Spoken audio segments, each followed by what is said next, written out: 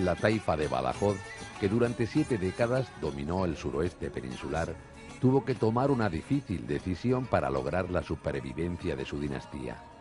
Seguir pagando tributo a los belicosos reinos cristianos o alcanzar un acuerdo con el emergente imperio almorávide que pretendía expandir por Al-Ándalus su interpretación radical del Islam. El último rey abtasida de Badajoz se vio inmerso en una compleja trama político-militar. Superado por los acontecimientos, Al-Mutawakki fue incapaz de mantener aquel extenso reino que llegaba hasta las costas de...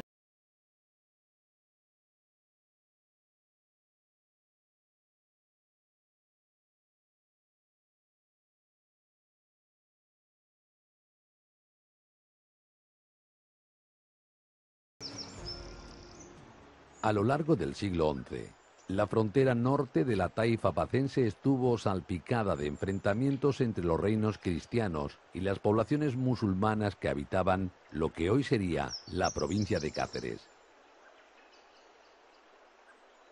En comarcas como la de las Villuercas, la población era escasa y se concentraba en altos cerros fortificados.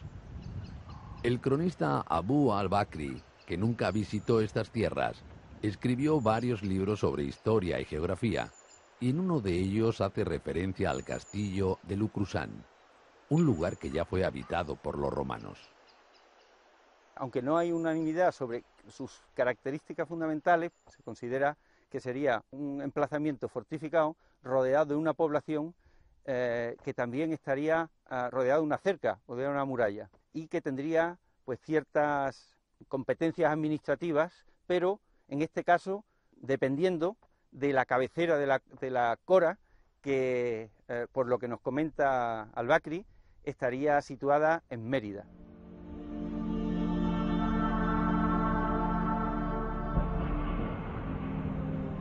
En los primeros trabajos arqueológicos realizados se han podido documentar fragmentos de la muralla que protegía la Medina y una casa en la que podemos apreciar el gozne de la puerta de entrada.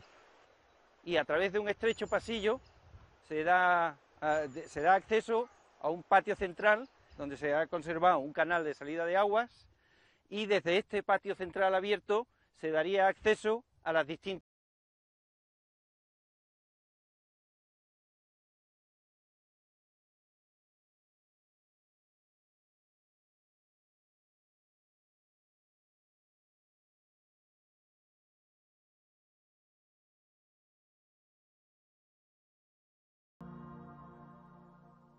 Es una zona inestable, donde la supervivencia no es segura, y quizás sea una de las causas por las que el castillo y el poblado de Logrosán terminan despoblándose no más allá del siglo.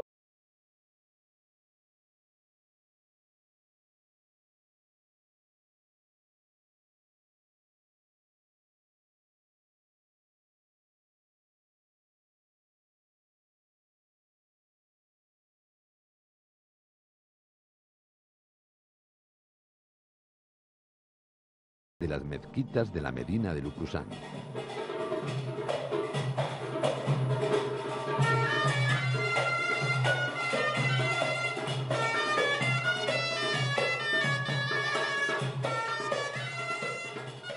En la década de los 80 del siglo XI, la península ibérica se aproxima a una nueva y cruenta crisis.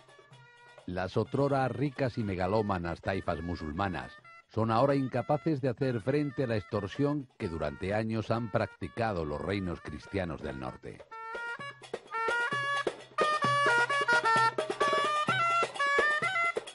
La debilidad les lleva a mostrarse supeditados ante los reinos cristianos, a los cuales, para impedir las acometidas militares de cada verano, se les pagaban parias.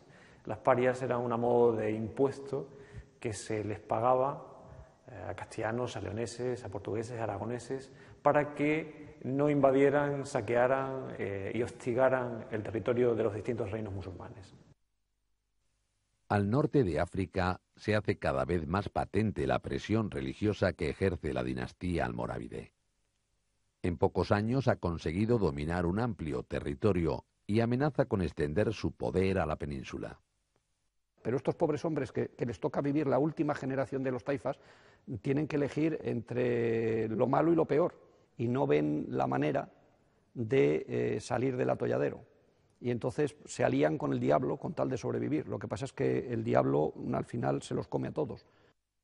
En el año 1079, el rey de León, Alfonso VI, conquista Coria. Aquello debió de suponer un duro golpe para la taifa de Badajoz, que veía cómo perdía una de sus principales ciudades.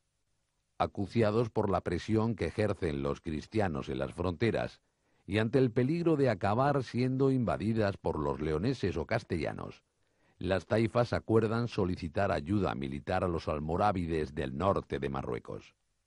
El problema es que los almorávides son una dinastía bereber, son una dinastía que diríamos hoy ultra, en un sentido que es ultra religiosa y que quiere crear un Estado bajo unas premisas no distintas de las del otro Islam, sino de un Islam mucho más rigorista. Y escoger entre uno y otro supone siempre, en cualquier caso, perder el poder político, perder la riqueza, perder la influencia. Entonces se deciden por los almorávides porque no les queda más remedio, están en un contexto islámico y el menor de los males son los correligionarios, aunque sepan que esos correligionarios son tan peligrosos como los enemigos no musulmanes del norte.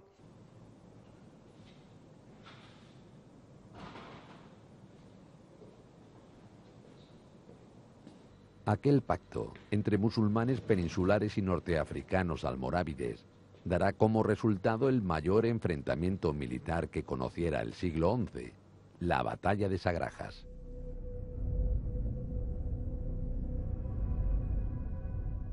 El 23 de octubre de 1086, tropas de las taifas, bajo el mando del ejército almorávide, se concentran en las proximidades de Sagrajas. Allí aguardan la llegada de las fuerzas cristianas de los reinos de Castilla, León y Aragón, comandadas por el rey Alfonso VI. Yusuf Ben Tasufin desembarca en Algeciras en el verano del 1086 y rápidamente se dirige hacia Badajoz, pasa por Jerez de los Caballeros, trae sus cávilas del norte de África, concretamente pues son bereberes Gumara, Kutama, y que bueno, pues son los que van a servir de apoyo al grueso del ejército, que está compuesto por la caballería y los peones de los distintos reyes taifas. Concretamente, los más numerosos serán de la taifa Badí de Sevilla, de la taifa Cirí de Granada y de la taifa Aftasí de Badajoz. Las crónicas medievales cuentan que la batalla de Sagrajas, o Zalaca, fue de unas dimensiones extraordinarias, donde se enfrentaron 90.000 hombres. La historiografía moderna considera que esas cifras son exageradas, ajustándolas a un número más razonable para la época. El ejército cristiano estaría compuesto por unos 2.500, 3.000 personas y el ejército compuesto por los almoravides y por los taifas sí tendría a lo mejor unos cuantos más. Pero estamos hablando de ejércitos muy parejos que nunca sobrepasarían los 5.000 personas. La batalla de Sagrajas fue el suceso bélico más importante del siglo XI acaecido en la península ibérica, pues decidió el devenir político y militar de las décadas posteriores. Bueno, teniendo como referencia el plano realizado por Manuel Terrón Albarrán en la publicación suya del año 71 sobre el solar de los Astásidas, se recoge como las tropas cristianas comandadas por Alfonso VI, procedentes de Coria, se acercaron siguiendo el curso del río Zapatón y la Barraguena hasta las proximidades de Botua, cerca de Badajoz. La batalla se desarrolló en nada más llanos de Zalaca o de Sagrajas. La batalla se desarrolló más allá de la confluencia de los ríos Gébora y Guadiana. La elección de este lugar no fue casual. El rey de la taifa de Badajoz lo eligió porque a sus espaldas quedaba la ciudad fortificada, que podría ser utilizada como refugio por las tropas musulmanas en caso de que el curso de la batalla no fuera el deseado. Efectivamente, las batallas se planificaban, tenían un acuerdo los dirigentes de un bando y de otro y se acordaba el día de la batalla, efectivamente. En este caso, pues, se intentó que no fuera ni viernes, ni sábado, ni domingo, por esto de las fiestas de las distintas comunidades religiosas. Pero finalmente la contienda se desarrolló el viernes 23 de octubre de ese año, de 1086. Por una serie de circunstancias le entró la prisa a Alfonso VI y, bueno, y sobre todo intentó pillar de improviso a las tropas de Yusuf Ben Tasufin. Por la mañana temprano, la caballería pesada comandada por Abul Fayed de Minaya, pues se abalanzó contra las huestes taifas, que son las que formaban la primera divisoria del contingente almorávide y taifa. Después de que la poderosa y pesada caballería cristiana arrasara la primera línea compuesta por soldados de las taifas, la caballería almorávide, mucho más ligera, trazó una hábil emboscada. Esto se recoge en la historiografía como Car Warfare o Tornafulle, cuando quiere reaccionar, que lleva el peso, en este caso, de la acción, pues se ve aturdido por el cansancio y al final fue lo que pasó. El ejército de Badajoz fue uno de los que más sufrió, aunque finalmente la alianza de reinos taifas y almorávides alcanzó la victoria. En los años sucesivos, el emir almorávide Yusuf ibn Tasufin consolidó un plan para hacerse con el poder de las taifas, frenando las aspiraciones cristianas de reconquista. Lo hace auspiciado por una fatwa en la cual se consideraba a los reinos de taifas como degenerados desde el punto de vista religioso, ¿no? Se consideraba que habían relajado las costumbres islámicas prototípicas y eso le daba una argumentación y una legitimación para apropiarse de este espacio en nombre de la fe verdadera que él teóricamente representaba, él y sus partidarios, los almorávides. El rey pacense Al-Mutawakkil, en un intento de salvar su reino, pactó con los almorávides una alianza para derrocar a otros reyes taifas. Cuando comprendió que su reino también sería presa de los invasores, decidió a la desesperada buscar la ayuda de los cristianos. Porque cuando los abtasíes se dan cuenta de que los almorávides son el enemigo realmente, bueno, que lo sabían perfectamente, pero cuando ya ven que no tienen más remedio, intentan pactar con el rey cristiano, con Alfonso VI, que está encantado de pactar con ellos. Pero ese es el pretexto que utilizan los almorávides para quitarlos del medio. Aquel pacto con el rey cristiano fue inútil y finalmente la Medina de Badajoz caerá en manos de los almorávides. La población abre las puertas a los almorávides de la Medina, de la ciudad, y tienen que tomar al asalto la Alcazaba, que es donde está el rey taifa. ¿Por qué? Pues porque la población quiere que vengan los almorávides, que como están predicando un islam más ortodoxo, están diciendo vamos a cobrar solamente los impuestos que manda el Corán, no los impuestos que los taifas han establecido para poder pagar una política de sometimiento a los cristianos. Han pedido más impuestos de los legales. Y eso la población naturalmente no lo quiere. A diferencia de los reyes taifas de Granada o Sevilla, que consiguieron exiliarse para continuar con su esplendorosa vida en el norte de África, el rey de Badajoz sufrirá peor suerte. Desde el punto de vista del derecho islámico, de lo que le acusan es de traidor al Islam. Y lo ejecutan. Pero lo ejecutan por traidor al Islam, no por haber pactado con los cristianos por sentido político. Cuenta la leyenda que Umar al-Mutawakkil se alejó de su Badajoz amado, con la nostalgia de no volver a recorrer sus jardines y palacios, de no volver a escuchar la música, los versos y canciones de una sociedad rica y multicultural que llegó a ser conocida en el lejano Oriente. La comitiva paró junto al río Ribillas. Allí ejecutaron al último rey abtasida.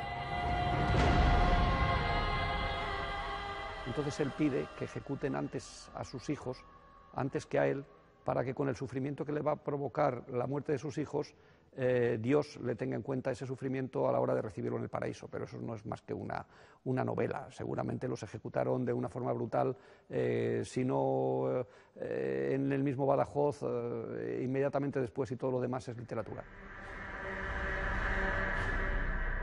Uno de los hijos de Al-Mutawakkil consiguió huir a Montánchez. Se refugió en su castillo autoproclamándose rey como Al-Mansur III. Solo 2 años después se rendirá a los almorávides, huyendo al norte para entregarse a Alfonso VI.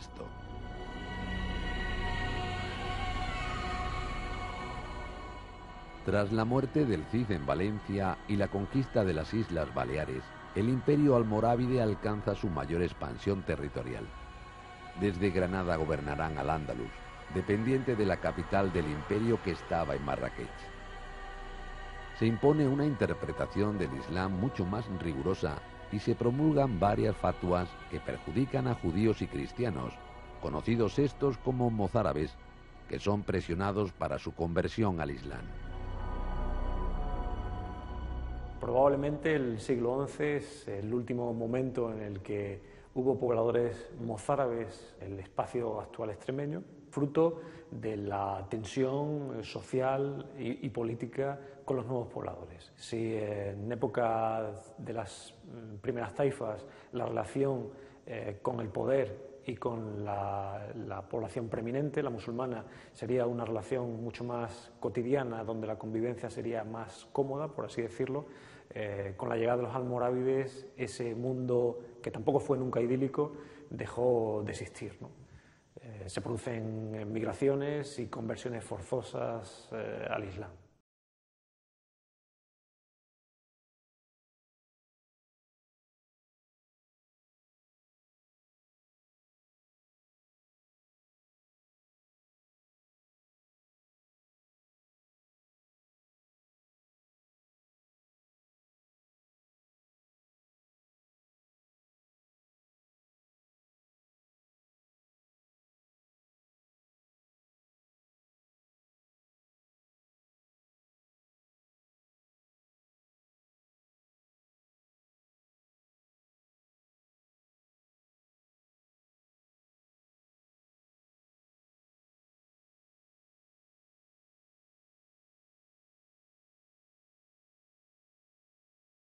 Es el edificio que da sentido al conjunto y sirvió para venerar la inhumación de un santón de la comunidad musulmana.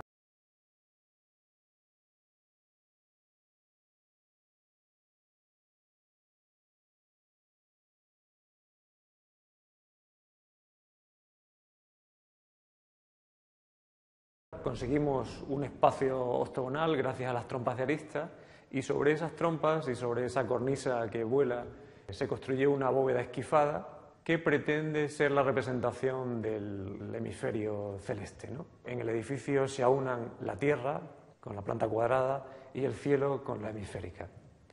Interesantes son muchos de los elementos que componen este edificio, pero principalmente este frente hacia el este, donde se abren estos tres arcos cobijados bajo alfices. Son tres arcos de herradura, muy alterados ya en época cristiana, que le dan un sabor muy especial y una identidad muy prototípica de edificio islámico a esta ermita. Debió de ser tan grande la veneración que los habitantes de la zona tenían al santo musulmán aquí enterrado, que el uso de la rábita como lugar de culto se prolongará hasta el siglo XIX. El Temple decide utilizar en su propio beneficio esa afluencia continua de peregrinos y personas a rezar. Simplemente lo que se realiza es un cambio de la divinidad a la que se reza. Una vez extinguida la orden del Temple y entregado el espacio que ellos ocupaban a distintos señores nobles, el señor Alfonso Fernández, cuyo sepulcro tenemos aquí presente, decide enterrarse en este mismo lugar.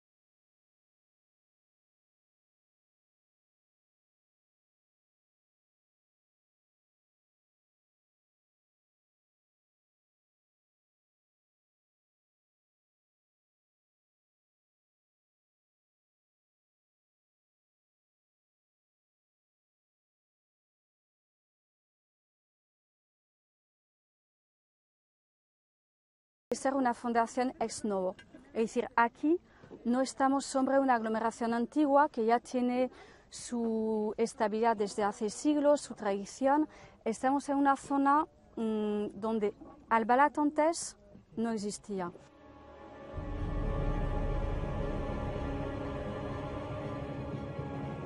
La medina estaba protegida por un poderoso recinto amurallado que defendía un espacio de unas 2 hectáreas. Hay que tomar en cuenta que era algo bastante más importante si tenemos en cuenta que existió fuera de la muralla, mirando hacia el río Tajo, todo un arrabal, es decir, un conjunto de casas muy grande, muy importante, que hoy en día está bajo de las aguas del pantano. Entonces, por eso no se excava, pero cuando baja las aguas se ve, gracias a la erosión del agua, se ve restos de casa, niveles de suelo. Fuera de la muralla también hay un elemento muy interesante, muy común para lo que es la época medieval y para la cultura musulmana, que es el hammam, es decir, el baño público, donde la gente solía ir, tanto hombres y mujeres, de forma separada, por supuesto, para hacer una limpieza ritual, sobre todo porque la propia cultura musulmana te exige que cuando vas a rezar, tu cuerpo esté limpio, especialmente para lo que sería el rezo obligatorio de los viernes.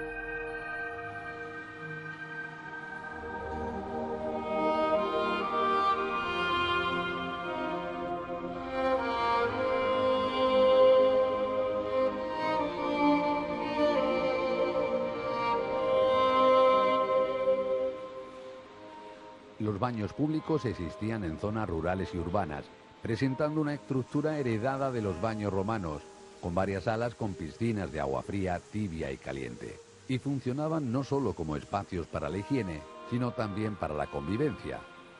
En ellos trabajaban masajistas, barberos.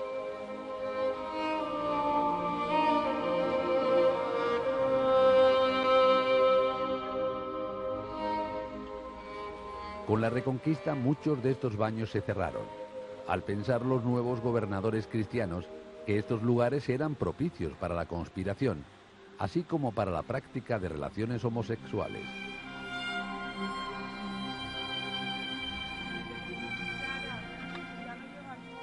En los trabajos de excavación de Albalat han aparecido numerosas piezas, destacando un molde de orfebrería que servía para realizar el sello de Salomón en metal, propio de la magia popular medieval. La recuperación de dinares de oro evidencian la inserción del asentamiento en una amplia red de intercambios económicos y culturales. Un testimonio valioso de la vida cotidiana son un peón y una torre de ajedrez tallados en un hueso de mamífero.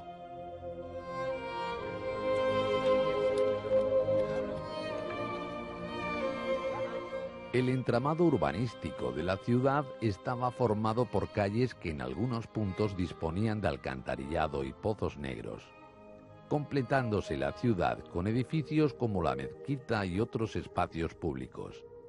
Zonas más de actividades comerciales y artesanales, como fraguas, talleres metalúrgicos, almacén tipo granero para los alimentos.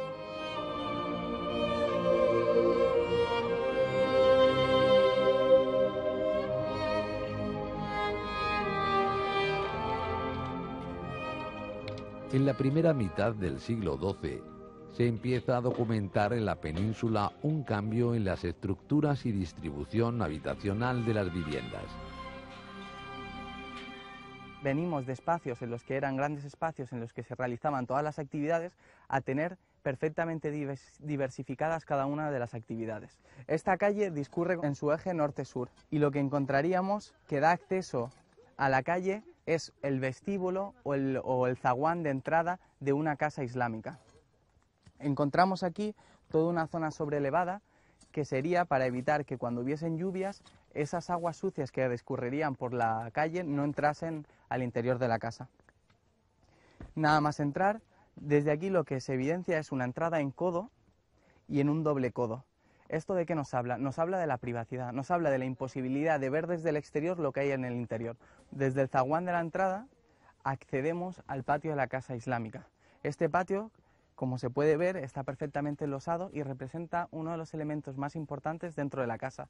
Importante porque, como sabemos, si prima la privacidad no pueden existir ventanas al exterior y por tanto es importante en cuanto a la luz que entra, se redistribuye por las estancias y a la ventilación que entra, también importante para la salud y vida dentro de la casa.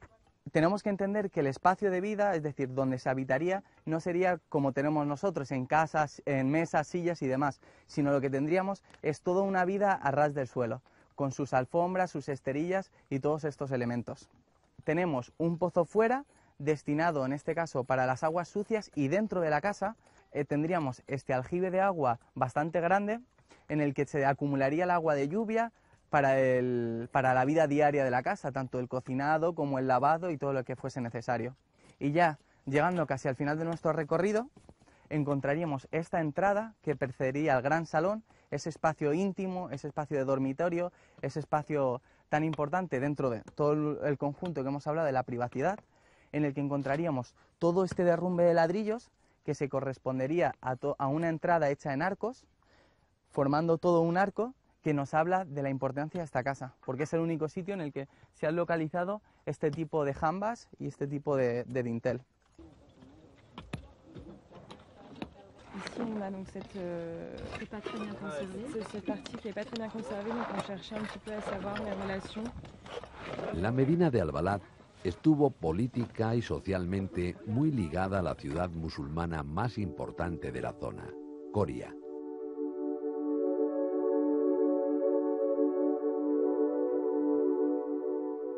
Entre las dos distan menos de 90 kilómetros en línea recta, por lo que era fundamental establecer una estrategia defensiva. Y siempre en esta época vemos que la suerte de Coria y la suerte de Albalat están totalmente ligadas, totalmente asociadas, y que cuando cae Coria, toda esta zona se vuelve muy débil, tan débil que los cristianos pueden conquistar fácilmente Albalat. Conquistar Albalat para ellos era un punto bastante interesante, porque no se trataba de un enclave perdido como hoy en día en el campo, es decir, que es más grande que lo que sería hoy en día los pueblos del entorno. Y realmente lo que era este enclave de Albalat controlaba también un vado, es decir, un punto donde se podía cruzar el río Tajo fácilmente y a partir de ahí enlazabas con una vía de comunicación.